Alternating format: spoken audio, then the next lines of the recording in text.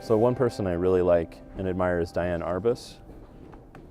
And she was a photographer that really sought out kind of the ugly and mundane of life and made it beautiful.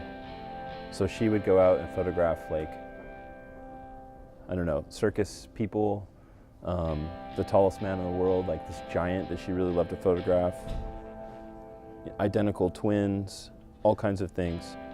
And what I like about her is that she did the work. She went out and did the work. She photographed every single day, walking around all over New York, getting these amazing pictures that no one else was taking because they weren't traditionally beautiful. It really comes down to going out there and doing the work. And she was respected in her time and even now, but unfortunately, a lot of other female photographers of that era were never really recognized. So Lauren Greenfield is a photojournalist, and she was, I wouldn't say a contemporary of mine, because I was a photojournalist too for a while, but she was someone I really looked up to when I was doing photojournalism. And what's interesting about her is that she would do these super long-term projects. For example, this one was about the ultra-wealthy, where she would embed herself in their life and get deep undercover and get these amazing, truthful pictures of what this life is like. And these projects would go on for years and years and years.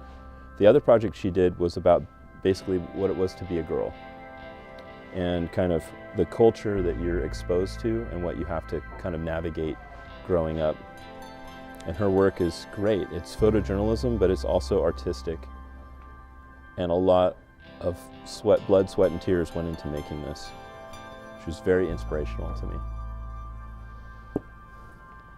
In photography, there are a few great people that almost everyone can name, and one of those people is Annie Leibovitz, and for good reason. She is one of our best portrait photographers, one of the best portrait photographers in the world.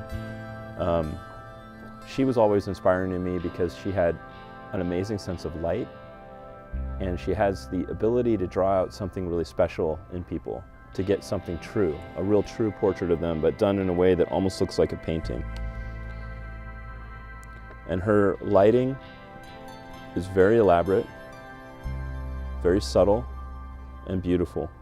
She works with a huge crew of people, and she doesn't really concern herself too much with the technical stuff, because she realizes that what's important in a photo is what you elicit from somebody, what you get from somebody when you're trying to shoot them, when you get behind their mask and you get to the true person. And that was something that really inspired me throughout my photography career, was how do you make something beautiful and real? And she is the master of that.